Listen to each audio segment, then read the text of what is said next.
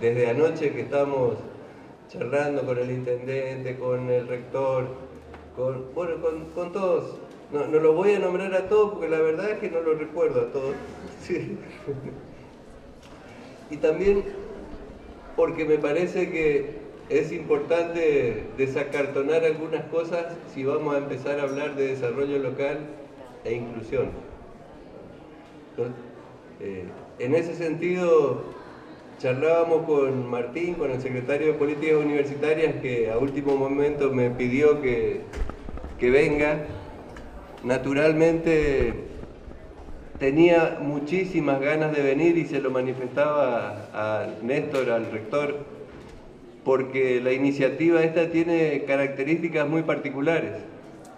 Poder reunir en un ámbito como este a actores de distintos sectores de la sociedad, juntar a las universidades públicas con las universidades privadas, a los empresarios, al intendente local y otros intendentes de la zona, a funcionarios provinciales. Creo que es lo que está haciendo falta para que el discurso pueda avanzar más rápidamente en los hechos.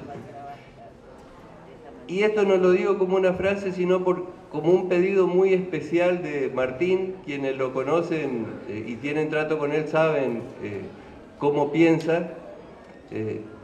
Y por lo tanto me pidió, primero, las disculpas al auditorio y a las autoridades que les transmita, porque realmente fue imposible para él estar acá. Y también me pidió que hable en representación de él, cosa que es imposible que haga. O sea, ni siquiera me voy a atrever a hacer eso. Entonces, voy a tratar de comentar, sí, las cosas con las que trabajamos diariamente en la Secretaría de Políticas Universitarias y articulando con el CONICET y el Ministerio de Ciencia y Tecnología, contando las grandes líneas. Voy a tratar de evitar los números, también evitar el PowerPoint y más bien hacer algo breve y dejar espacio para las preguntas, porque en realidad tenemos nosotros mucho que aprender de ustedes, de toda la sociedad, para poder concretar estos grandes objetivos, ¿no? Y entonces pasemos a describir la visión que tenemos desde la política acerca de lo que denominamos desarrollo social e inclusión, ¿no? En realidad, no se puede pensar el desarrollo local sin inclusión.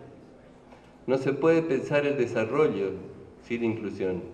Es más, creo que ya a esta altura de los tiempos y después de la experiencia de las últimas décadas, no solo en el país, sino en el mundo, no se puede pensar siquiera en la posibilidad de sostener una sociedad que progrese si no es sobre la base de la inclusión. Entonces, si bien hay definiciones que se fueron generando a lo largo del tiempo acerca de lo que se denominó en algún momento desarrollo sustentable, esas grandes discusiones acerca de si debía ser sustentable o sostenible, en realidad creo que se plasman hoy en las necesidades que nos plantea la sociedad a todos los que tenemos alguna responsabilidad, y en particular a los que tenemos responsabilidades con o desde el sistema universitario y desde el sistema científico-tecnológico. ¿Por qué? Porque naturalmente tenemos la mayor de las responsabilidades. Somos las personas a las cuales la sociedad nos ha otorgado en algún momento el beneficio de tener acceso a la educación superior, de formarnos, y en particular a quienes hacemos ciencia, la posibilidad de alcanzar incluso estudios de cuarto nivel y mucho más. En definitiva, somos quienes tenemos la mayor de las responsabilidades. Y en ese sentido, las políticas públicas, y para esto es necesario señalar algunos números, nos van marcando un rumbo, ¿no? En los últimos 10 años la inversión tanto en educación superior como en ciencia y tecnología se multiplicó de un modo realmente importante. Para no abrumarnos con cifras, mientras que en el año 2003 se dedicó a educación superior apenas el 0,52% del PBI, hoy estamos en 1,02% del PBI, pero además de un PBI mucho más grande. Esto tiene que ver con la responsabilidad de la que hablaba recién, porque esos son dineros públicos y son dineros que tenemos que usarlos con la responsabilidad que también señalaba recién. Somos beneficiarios directos de esa inversión y por lo tanto todas las actividades que desarrollamos tienen que tener algún impacto que sirva en términos generales para mejorar las condiciones de vida de la población. O sea, alcanzar un título universitario, participar de actividades académicas, de la vida universitaria, en realidad nos genera más obligaciones que creo que ninguna otra actividad. Tenemos la tremenda responsabilidad de formar profesionales, docentes, científicos, en todas las disciplinas, pero además esos profesionales, científicos, docentes, no pueden ser unidimensionales por las condiciones en que vive la nación hoy, en que viven las poblaciones de pueblos más pequeños, de las grandes ciudades, e inclusive en el mundo debería ser así. Esa es la posición que Argentina llevó a la Conferencia Mundial de Educación Superior y que fue sostenida y respaldada y aprobada, consensuada en esta conferencia mundial. Lo que marca un cambio significativo aún en la visión de la UNESCO, ¿no? Perdón.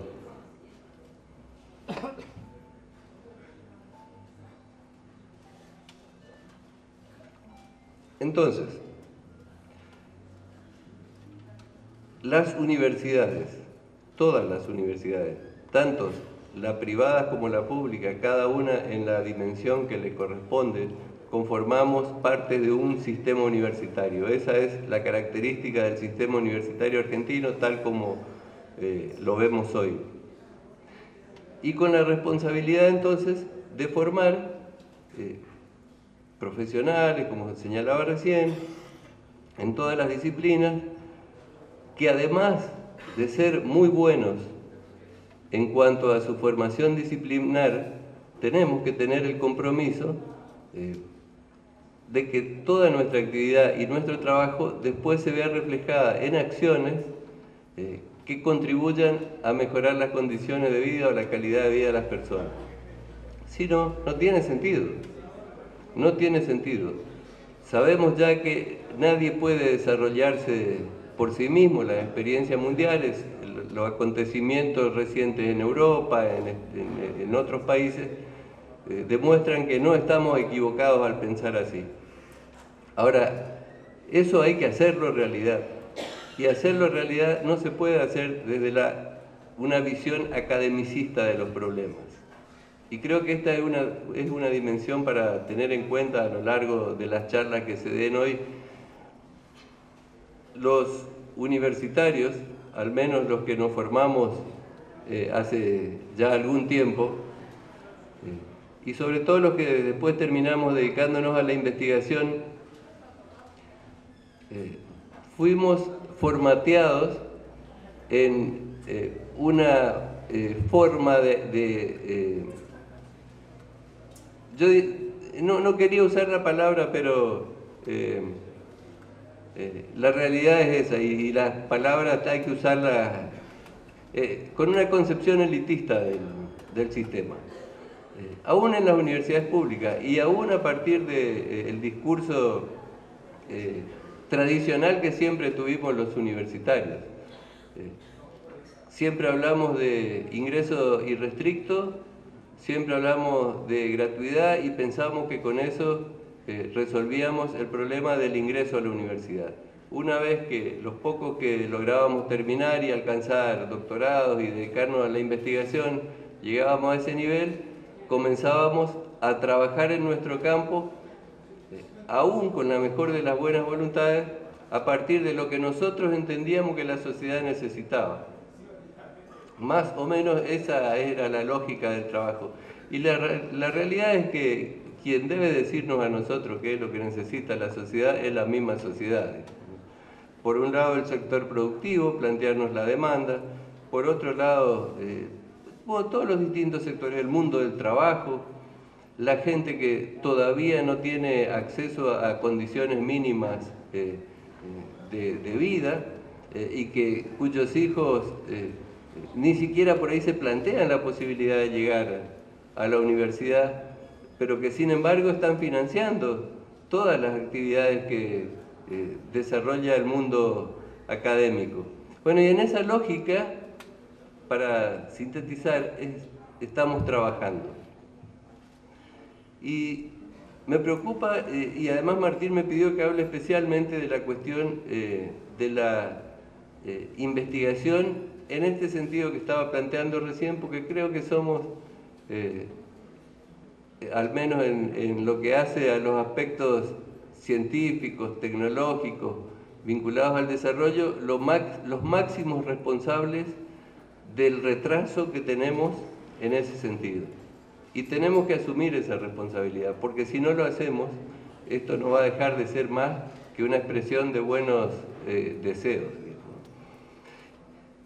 Y se está trabajando mucho en articular lo que son las políticas de educación superior, las políticas de ciencia, tecnología e innovación con las necesidades generales que estaba diciendo recién. Y como mecanismo nos planteamos lo que teníamos más al alcance y más de inmediato, que los planteos en cuanto a la dimensión salud, por ejemplo, nos haga el Ministerio de Salud Pública, que los planteos en cuanto al desarrollo industrial nos haga el Ministerio de Industria. Y así, por supuesto, articulando con todas las áreas del Estado. Pero eso obviamente que no es suficiente.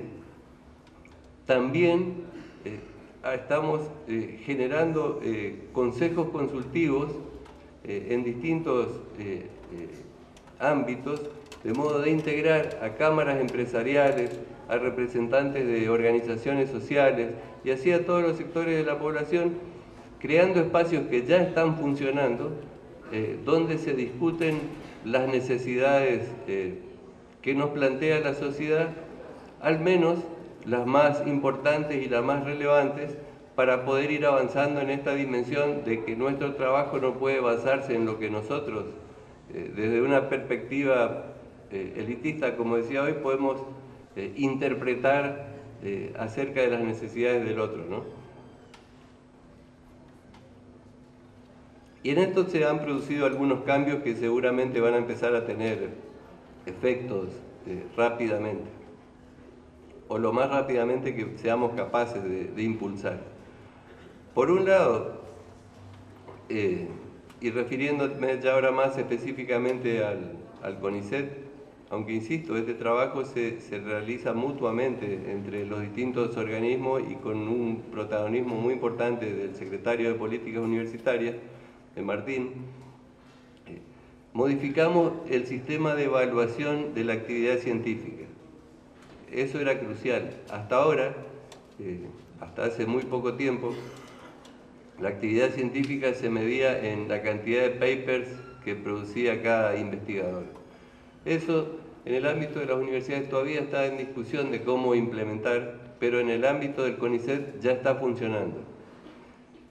Se incorporó una categoría que se llama proyectos de desarrollo tecnológico y social. Entonces, la intención no es contraponer la ciencia básica a la ciencia aplicada, sino entendemos nosotros que un investigador no solamente tiene que entender de su disciplina y su tema, sino además tiene que trabajar proactivamente en que esos conocimientos que se generan en la investigación sean efectivamente transferidos en función de la necesidad que plantea la industria, los distintos actores sociales. Entonces ya el sistema de evaluación en CONICET para ese tipo de actividades ya está implementado. No me voy a poner a describirlo acá porque es extremadamente complejo, pero ya nadie puede decir que si no escribe papers va a perder la posibilidad de continuar en la carrera del investigador. Donde tenemos un problema que hablábamos hace un rato con una investigadora del CONICET que tiene becarios y que me planteaba la desesperación de los becarios. El CONICET no es la única alternativa para quien hace ciencia. Es más, no es la única, no debería ser y no debió haber sido nunca la única alternativa para quien se forma en un nivel de doctorado. En realidad quien alcanza ese nivel es de los más preparados, somos de los más beneficiados de todo el esfuerzo que hace la nación para que podamos alcanzar ese nivel. Entonces en realidad, y para decirlo con todas las letras, y discúlpenme si soy poco académico con esto, pero, y hasta un poco irónico, si tengo la posibilidad de hacer un doctorado y un postdoctorado y después no sé qué hacer, debería devolverle el título. Es lo mínimo que podría hacer. Discúlpeme que lo diga con tanta crudeza, pero en realidad es así. Y sobre todo si esa formación de doctorado y postdoctorado la hice con una beca de CONICET. Y en esto también quiero ser claro, las becas de CONICET no están restringidas a las universidades públicas solamente. En este momento, no solo que no están restringidas las becas para la formación de doctores, sino que tampoco hay restricciones en cuanto a la incorporación de doctores en universidades privadas, en municipios, en distintos organismos públicos, en empresas. Ya está funcionando un programa que se llama másvalor.doc, es un nombre de fantasía que le pusimos y que justamente tiene por objetivo proveer de doctores a los sectores productivos, empresas privadas, públicas, universidades, en la medida que nos vayan demandando. Tenemos que seguir trabajando para crear una cultura en ese sentido, pero la incorporación a carrera de CONICET en realidad se va haciendo cada vez más difícil porque ya tenemos una cantidad de investigadores muy importantes, son más de 8.000, casi 9.000 investigadores que están en carrera de CONICET, y el objetivo no puede ser la ciencia por la ciencia misma, digamos. En un modelo como en el que estamos viviendo, en realidad la ciencia por la ciencia misma nunca tuvo sentido. Esa es la realidad. Está muy bien que haya un sector, un grupo de investigadores que se dedique a la búsqueda del conocimiento por sí misma, porque a partir de ahí después se desencadenan un montón de hechos más concretos que pueden ser transferidos al sector productivo y a distintos ámbitos, ¿no? Pero si no se complementa eso, o en realidad, si la parte más importante de los recursos que invierte el Estado en estos temas no se orientan a resolver problemas que surgen de las diferentes situaciones sociales, de la producción, en realidad no tiene sentido que lo hagamos, digamos. Además, para el propio investigador, y lo digo como investigador, el investigador que no quiere ver su trabajo concretado en algún hecho concreto que contribuya a resolver algún problema de verdad, no es un investigador. no es un investigador, es alguien que está cobrando para escribir papers, digamos, ¿no? Eso, por suerte, ahora se dan las condiciones. La realidad es que no es tan fácil de cambiar una cultura institucional que viene de mucho tiempo, pero se está trabajando muchísimo en ese sentido, y hoy están las condiciones para hacerlo. Y con el ministro Lino Barañao, de Ciencia, Tecnología e Innovación Productiva, hablábamos hace unos días, y tomamos como ejemplo para la charla, solamente porque es muy popular, digamos, el caso, y bastante conocido. Hay un ingeniero argentino que trabaja en la NASA, que se hizo muy conocido en estos últimos tiempos porque hizo desarrollos muy importantes, y con la colaboración de él le pedimos su currículum y probamos evaluar su producción con los parámetros que el CONICET usaba tradicionalmente. Bueno, a ese hombre lo hubiéramos echado del CONICET. O sea, así de sencillo, para decirlo con todas las letras, digamos. Obviamente eso no va a pasar porque se han producido las modificaciones necesarias, pero son ejemplos muy simples con lo que le quiero decir. Contar que no solamente se han generado documentos en cuanto a la modificación de los sistemas de evaluación y la generación de esta categoría de proyectos de desarrollo tecnológico y social, que no es menos incluir esa palabra en el CONICET. Les digo, yo que estoy ahí, hasta me causa sonrisa. Unos pocos años atrás, hablar de esa categoría hubiera sido ser excomulgado directamente por la comunidad científica, ¿no? Y hoy es una realidad, y es una realidad que se produce no mágicamente y no porque los investigadores del CONICET seamos tan inteligentes para darnos cuenta de que eso es así. Eso es el producto de políticas. Es el producto de políticas de Estado, de políticas públicas, que en realidad están a la vista, no hace falta que las describa, ¿no?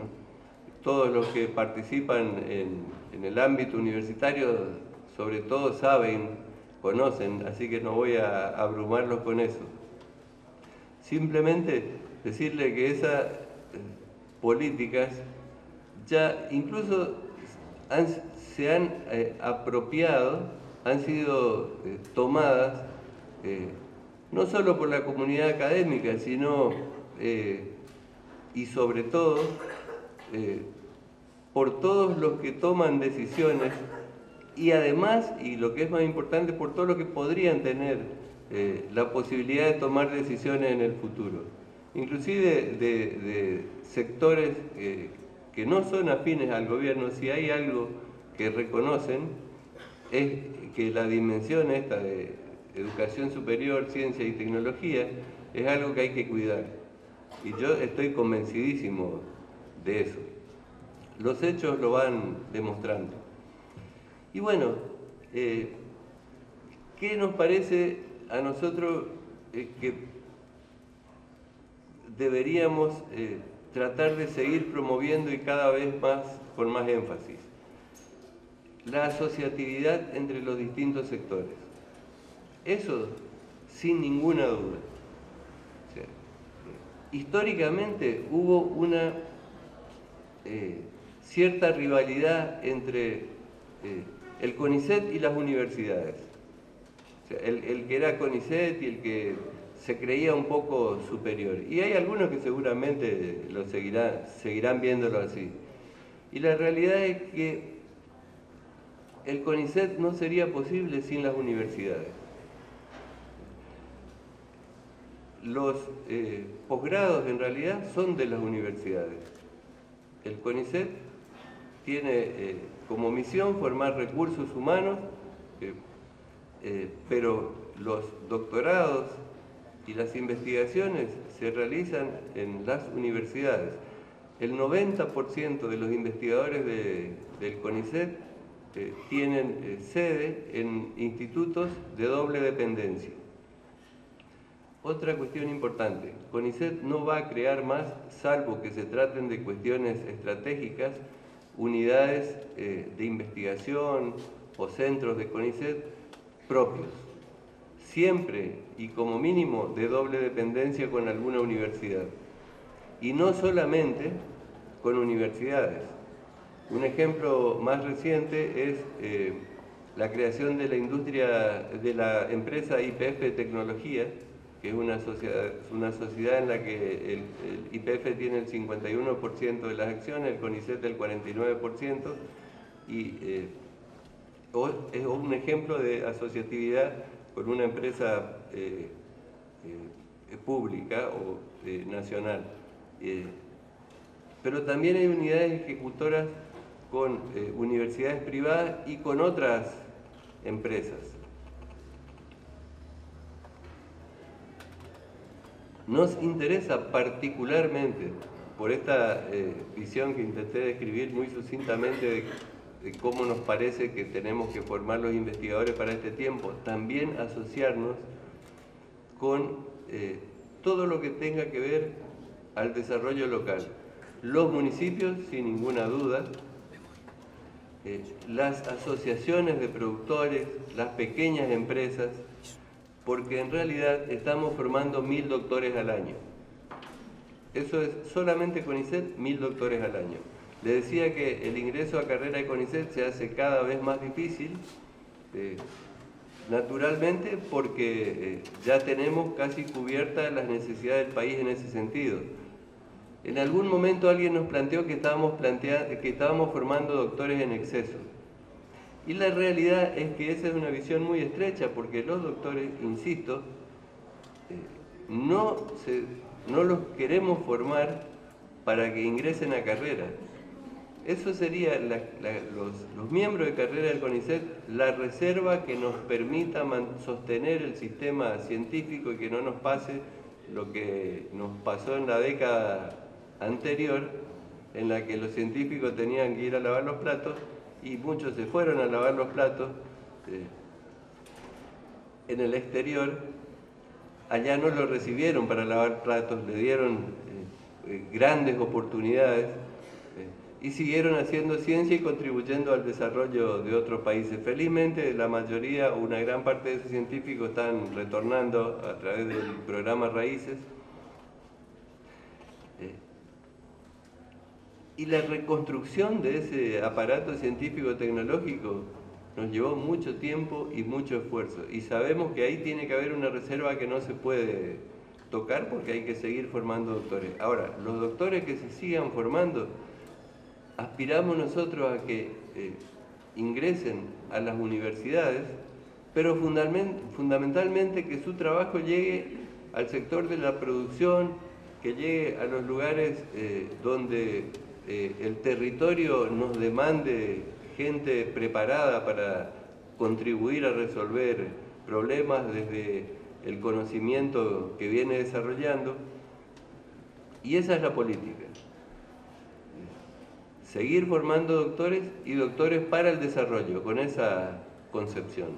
Mientras que CONICET sí mantiene una reserva que permita la continuidad en la formación de alto nivel. También la inserción en organismos que están dedicados a el desarrollo de cuestiones estratégicas para la nación, eso sin duda va a seguir existiendo, y eso sí se hace con la Comisión Nacional de Energía Atómica o con el CONICET por sí mismo. Ahora, es un momento en el que la esperanza es un hecho en las aulas. Este encuentro lo está demostrando.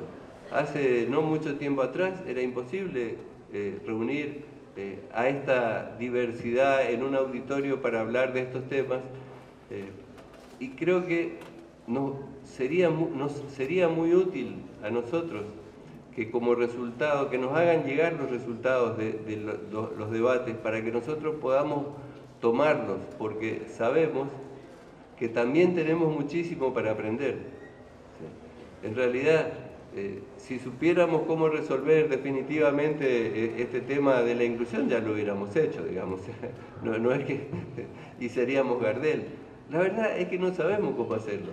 Tenemos algunas ideas, en el día a día vamos aprendiendo, y en ese aprendizaje una de las conclusiones, si no nos reunimos y cada uno plantea las necesidades, y si nosotros que tenemos la responsabilidad de no sabemos escuchar, no vamos a avanzar en esto.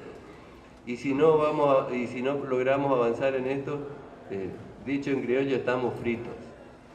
Estamos fritos porque esa es nuestra responsabilidad, la responsabilidad que nos otorgaron ustedes, y no vamos a poder cumplirla fehacientemente. Pero sí tengo la esperanza que lo vamos a hacer porque existe la voluntad.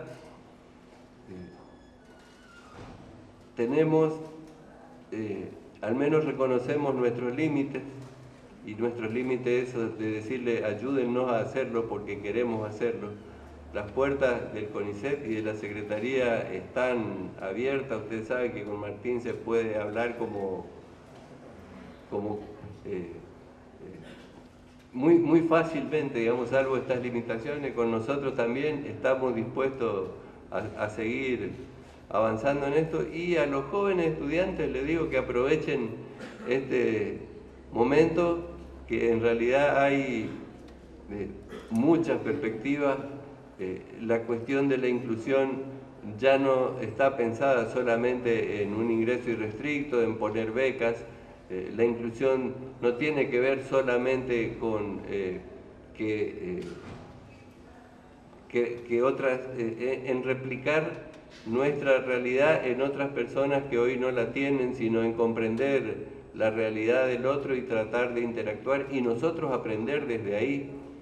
La inclusión también es esto de poder juntar al sector productivo con el sector académico, y que los académicos sepamos escuchar, porque si bien estamos en la función pública, nuestro formato es académico, y la verdad es que no hemos siempre sabido escuchar, nos consideramos los dueños de la verdad, pero por suerte hoy se dan las condiciones, se dan las políticas públicas como para que esa realidad se modifique. Así que anímense a plantear lo que sea. Yo cierro acá, les agradezco mucho que me hayan escuchado, y la pregunta que se le ocurra, háganmela. Yo en el peor de los casos le puedo decir no sé, voy a estudiar y después lo vemos, y si tengo alguna idea trataré de dar una respuesta que sirva. Muchas gracias. Martín, Luigi refería a él con alguna frecuencia. Martín Gil, nuestro secretario, nos pidió el primer día que él asumió bocas cerradas y orejas atentas, tratando de hablar menos y escuchar más. Así que toda vez que podemos ir a los territorios, ir a las universidades con orejas atentas, aunque, como verán, con bocas abiertas también, allí estamos. Quiero referirme a esta cuestión de la inclusión en las políticas de educación superior, ya que Luigi tomó especialmente la cuestión de la investigación, o sea, la función investigativa de la universidad desde la función docente. Para equilibrar un poco la balanza y pensar qué hacemos desde las prácticas docentes a la hora de hacer concretas algunas políticas inclusivas, y qué hacemos a la hora de pensar la inclusión desde las políticas institucionales, a la hora de enfrentarnos al desafío de, también desde las instituciones, generar efectivamente políticas de inclusión. Lo primero que quisiera contarles muy brevemente, para no aburrirlo, porque esta parte suele ser aburrida, pero me parece que hay algunos datos que vale la pena referenciar en términos de cifras, para poder referirnos a la inclusión. La torta que están viendo es la torta del sistema universitario. Nuestro sistema tiene hoy 121 instituciones universitarias, entre universidades nacionales, universidades privadas, alguna unas poquitas universidades provinciales, la Universidad Internacional y la Universidad Extranjera que tenemos, y entre institutos universitarios estatales e institutos universitarios privados.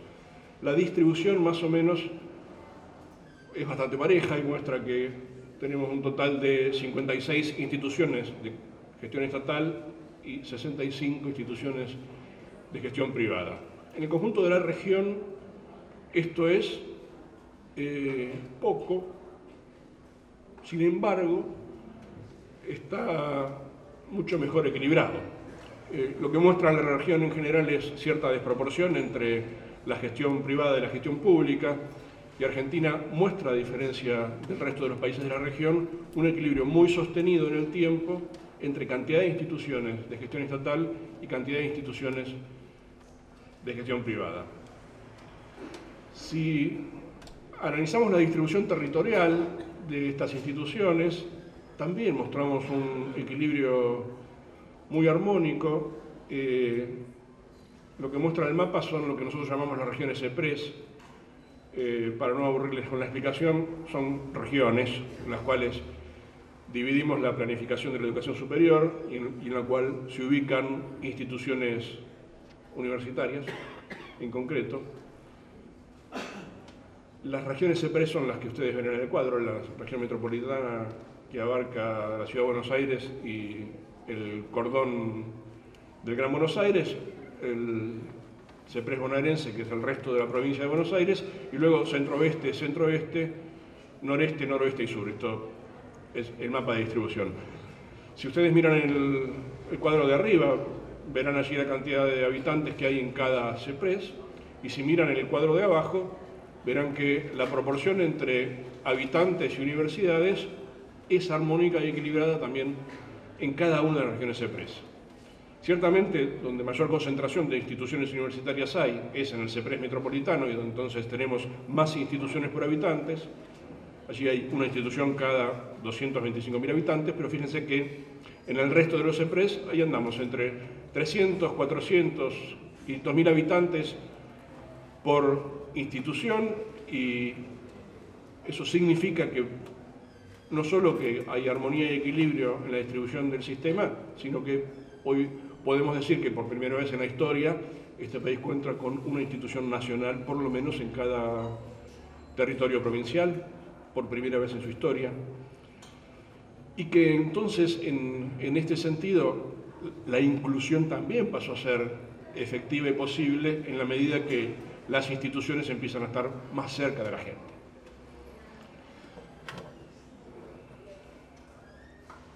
Estos son los estudiantes. 1.700.000 estudiantes, según la última estadística que nosotros manejamos, la del 2010, la última estadística procesada que tenemos. En general vamos así, 2 años atrás, procesando. De este 1.700.000 estudiantes, aquí sí, el equilibrio no es armonioso. 1.366.000 se concentran en el sector público estatal y 350.000 en el sector privado. De modo que ese equilibrio que teníamos en instituciones no es tal en términos de distribución de estudiantes, porque tienen mucha mayor proporción las universidades de gestión estatal que las universidades de gestión privada. El gráfico muestra la relación entre estudiantes, nuevos inscriptos y egresados. Lo primero que quiero aclararles es que la distinción que hacemos entre estudiantes y nuevos inscriptos casi es de corte jurídica. La Ley de Educación Superior refiere que un estudiante es regular solo cuando ha rendido 2 materias y por la inversa pierde la regularidad cuando no logra rendir 2 materias al año. De modo que los ingresantes no son alumnos regulares todavía, porque no tienen 2 materias en su haber. Políticas inclusivas desde la universidad, porque si el Estado intenta y promueve políticas de inclusión desde la creación de instituciones, desde la cercanía de las instituciones a la población, desde, lo decía Luigi hoy, puertas abiertas, exámenes de ingreso, gratuidad, becas, es necesario y ciertamente necesario y primero que el Estado tome la delantera, pero también es necesario para complementar que entonces ahora en las prácticas de las instituciones universitarias la inclusión sea una opción. Mi pregunta entonces es si la función docente en la universidad, que corresponde con formar ciudadanos democráticos, con formar buenos profesionales, con garantizar crecientes niveles de calidad y de excelencia, con contribuir a la distribución equitativa del conocimiento y con enseñar para que se aprenda. ¿Cómo hacemos para que esta función docente se convierta en una política inclusiva desde la docencia? Entonces, solo como ejemplo quiero traerles una muestra de una investigación que hace Ken Bain en la Universidad de Nueva York en el 2004, preguntándose por los buenos profesores. ¿Qué es, dice Bain, un buen profesor universitario? Y en esta lógica de analogías, yo le diría, bueno, un buen profesor universitario es un profesor inclusivo, es el que no expulsa, el que tiene. ¿Y qué características, pues, entonces, encontró Bain en estos profesores inclusivos, en estos buenos profesores? Se los voy a comentar rápidamente porque desde acá quiero que nos desafiemos como docentes universitarios a hacer efectiva la inclusión. ¿Qué saben los buenos profesores universitarios? A ver, para contextualizarles rápidamente la investigación. Lo que hace Bain es decir, bueno, voy a indagar en aquellos que han sido nominados como buenos profes por sus pares, como buenos profes por las autoridades y como buenos profes por los alumnos. Por supuesto que utilizan una serie de categorías para limpiar la lección, pero sin precondicionar el modo clasificatorio. Lo que hace Bain va en busca de lo que dicen los actores de la universidad respecto a lo que son buenos profesores. Entonces se encuentra de todo. Lo primero que se encuentra es que el buen profesor no depende de cómo enseña, y que depende de otras cuestiones. Y entonces articula sus conclusiones, que ahora son las que les muestro, en términos de este listado de 10 características. Dice, los buenos profes, ¿qué saben? Conocen mucho su materia y están actualizados respecto a las discusiones epistemológicas del campo. Entonces digo, un profe inclusivo es un profe que sabe de lo suyo. Porque si sabe de lo suyo y si está al tanto de lo suyo, piensa mejor lo suyo. Entienden. Tienen algún grado de comprensión, aunque sea interesantísimo, aunque sea intuitivo, del aprendizaje humano. Entonces ya no solo saben de lo suyo, saben o intuyen, como dice Bain, algo respecto a qué pasa del otro lado cuando enseñan. Entonces no están solo preocupados por su saber, sino están preocupados por qué pasa con la socialización de su saber. ¿Qué pasa con los alumnos cuando estos tienen que apropiarse de ese saber? Y entonces, dice Bain, manifiestan tener, aunque sea intuitivamente, algún grado de comprensión de cómo se aprende. ¿Cómo preparan su docencia? Preparan sus clases, encuentra Bain esta característica, con el mismo grado de esfuerzo intelectual con que preparan sus papers, con que preparan sus investigaciones o que preparan sus escritos. Vieron, quienes somos profesores en la universidad, hemos visto con cierta frecuencia cómo nosotros mismos nos autoclasificamos en categorías diferentes según nos dediquemos mayormente a la docencia, mayormente a la investigación, o a veces un poco a la extensión. Pero entre docencia e investigación suele haber algo así como unos grupetes muy autoidentificados en la universidad. La docencia siempre, en este sentido, ha estado en la balanza menos ponderada como actividad importante que la investigación. Y lo digo solo desde el cuerpo y el claustro docente, ¿sí? Lo curioso lo de Bain, ¿no? está diciendo, dedican tanto tiempo a pensar su clase y tanta polenta como a hacer su investigación. ¿Qué esperan de sus alumnos? Es buenísima la respuesta. Esperan más. Esperan más. Van por más. Evitando objetivos arbitrarios, evitando la unidireccionalidad y favoreciendo modos de pensar y actuar propios de la disciplina y del mundo profesional. O sea, no son profes que dicen, con estos alumnos no voy a llegar a nada. Son profes que dicen, estos alumnos pueden más. Y asumen para sí la responsabilidad de traer formas de pensar la disciplina y formas de vincularse con la profesión que desde el tránsito en la universidad vinculan a los estudiantes con las prácticas propias de un campo profesional. ¿Qué hacen cuando enseñan? Usan métodos diversos.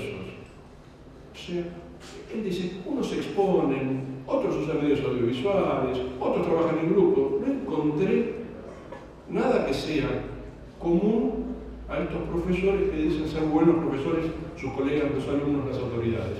Tienen formas diversas. No pasa por la estrategia. Pasa por que saben cómo tienen el aprendizaje humano, qué esperan de sus alumnos. ¿Y qué tienen en común cuando enseñan? Que crean un entorno crítico y natural para aprender. Esto es, no hay artificialidad. El escenario del aprender es un escenario cercano a las prácticas de la profesión, a los problemas propios de la profesión. El discurso del profe es el discurso de la cotidianidad, sin dejar de ser académico, pero no artificioso. Y nada está dado por supuesto. Y nada es asumido desde el sentido de lo práctico y del sentido común. Crean, dice Ben, un entorno crítico para aprender. ¿Cómo tratan a los estudiantes? Muestran confianza, confían en ellos. ¿Cómo evalúan sus resultados? Sistemáticamente evalúan su enseñanza y son reflexivos con sus prácticas. ¿Cómo se ven a sí mismos? Muestran predisposición a ver sus debilidades y muestran predisposición a aceptar sus errores. De modo que el buen profe, cuando se encuentra con el tendal de desaprobados, probablemente sea el que diga, ¿será? ¿Será de mí? ¿Tendría algo que ver? ¿Cómo analizan los problemas? No culpan a sus alumnos de ninguna de las dificultades a que se enfrentan.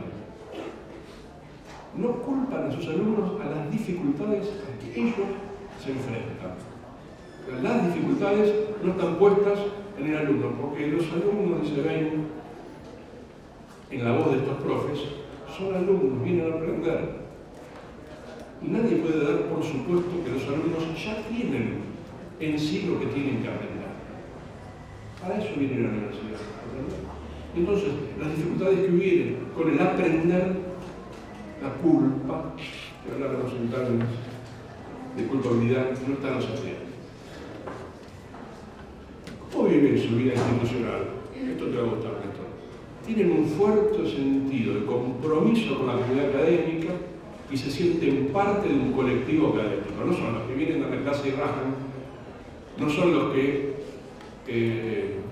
se sienten profesionales en la universidad. Digo, no son médicos en la universidad, son profesores universitarios en la universidad.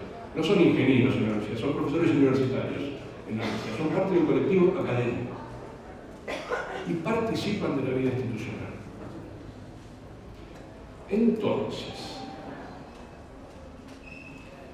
digo que hacer efectiva la inclusión desde la función docente en la universidad a lo mejor tenga mucho que ver con treparnos a estas características del buen profesor universitario y empezar a propiciar desde las aulas y desde las políticas de docencia en las instituciones, políticas que nos permitan que los estudiantes vengan a la ciudad a aprender y no a estar. Ojo, a ver, estar en la universidad es bárbaro, es bueno estar en la universidad y que la universidad sea un lugar donde estar es bueno. Pero no es suficiente. Porque además de estar, tiene que tener un sentido. El sentido lo otorga el aprender en la universidad. Necesitamos que los estudiantes se encuentren en la docencia la orientación necesaria para superar sus dificultades universitarias. Les contaba hace un rato de los programas de tutorías que propiciamos desde la Secretaría. Necesario, pero no suficiente. Es necesario el estado de puntapié, pero no inicial, pero no es suficiente. Porque además de las tutorías, necesitamos que cada profe, desde su cátedra, cada equipo docente desde su cátedra, encuentren en su trabajo cotidiano las maneras de ayudar a los estudiantes a superar las dificultades. Probablemente ustedes compartan alguna parte de estas características. Hoy el conurbano en sus nuevas universidades tiene en un 90% primera generación de estudiantes universitarios del grupo familiar. Y entonces, cierto tipo de prácticas que para los que somos docentes universitarios eran antes esperables en cualquier sujeto, hoy están presentadas de manera distinta, ¿no? Cuando nosotros solo recibíamos al hijo del médico, al hijo del ingeniero, al hijo del bioquímico, al hijo del abogado, al nieto en las aulas, cuando nuestra universidad hace tiempo atrás era muy selecta, ese hijo de, nieto de, tuvo en su casa libros, tuvo biblioteca, tuvo padres lectores, tuvo estímulos a la escritura. Las primeras generaciones de estudiantes son estudiantes sin bibliotecas, son estudiantes sin prácticas de escritura, son estudiantes sin prácticas de lectura académica, son estudiantes que no han vivido un ambiente academizado en su propia estructura familiar. Y entonces ese estudiante para nosotros es distinto. Y esto que antes cabalgábamos tranquilos sobre decir para la semana próxima lean y los estudiantes leían, porque era una práctica incorporada, hoy tiene que ser enseñado. Y entonces, si desde nuestra cátedra nosotros empezamos a llorar por los estudiantes que no tenemos, o por el estudiante que no tenemos, el estudiante de antes, ese sí que leía, el estudiante de antes, ese sí que tenía lenguaje, ese sí que estudiaba a fondo. Digo, este llorar por el estudiante que no existe, propio de otra generación, propio de otra época y propio de otra manera de circular el conocimiento, lo que hacemos es depositar toda la culpa y toda la responsabilidad en el otro. Y yo digo, hacer inclusión desde la docencia supone que nosotros encontremos la manera de orientar a los estudiantes para que superen las dificultades universitarias, a ellas me refiero, ¿no?